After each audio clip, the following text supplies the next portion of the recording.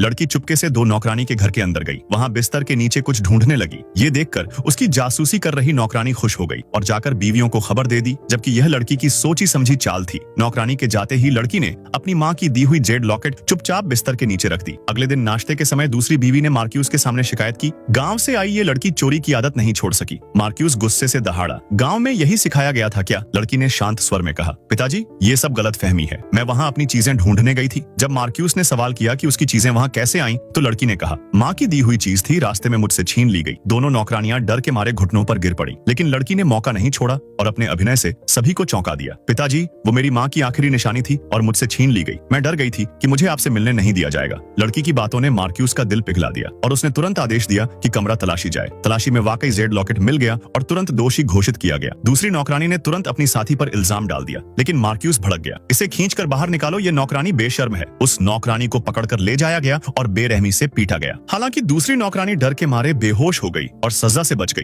लेकिन लड़की ने उसे छोड़ने का इरादा नहीं किया। रात को वो एक भूतनी की तरह उसके कमरे की खिड़की पर पहुंची और अगली सुबह हवेली में चर्चा शुरू हो गई। नौकरानी डर के मारे पागल हो गई है। हवेली में सब घबराए हुए थे। ये बात दोनों बीवियों तक पहुंची, जो समझ गईं कि सब लड़की का ही काम है। इसलिए उन्होंने मिलकर लड़की की चाय में जहर देने की साजिश रची ताकि उसकी इज्जत को खतरे में डाला जा सके। उन्होंने नौकरानी को आदेश दिया और कुछ कारीगरों को भी रिश्वत दी ताकि लड़की को बदनाम किया जा सके। लेकिन लड़की पहले से ही इन सब के इरादों से वाकिफ थी। उसने समय रहते ही दूसरी बीवी को बेहोश कर उसी कमरे में पहुंचा दिया जहां उसकी साजिश रची गई थी। फिर उसने चालाकी से वहीं अदला बदली कर दिया। नौकरानी ने समझा कि योजना सफल हो गई है और तेजी से मार्क्यूस को जाकर बताया कि हवेली में कोई चोर घुस आया है। मार्क्यूस उस वक्त मेहमानों के साथ दावत पर था, लेकिन शांति बनाए रखने के लिए वह खुद अपने सैनिकों के साथ निकला। तभी अचानक उस कमरे से अजीब आवाजें आने लगी, जिससे सब चौंक गए। और जैसे ही मार्क्यूस ने कमरे का दरवाजा खोला, उसकी आंखें हैरानी से फैल गईं। उसने देखा कि उसकी दूसरी बीवी उस बदनाम आदमी सांग ब्याओ के साथ थी। यह नजारा देखते ही मार्क्यूस का खून खौल उठा। उसका चेहरा गुस्से से लाल हो गया।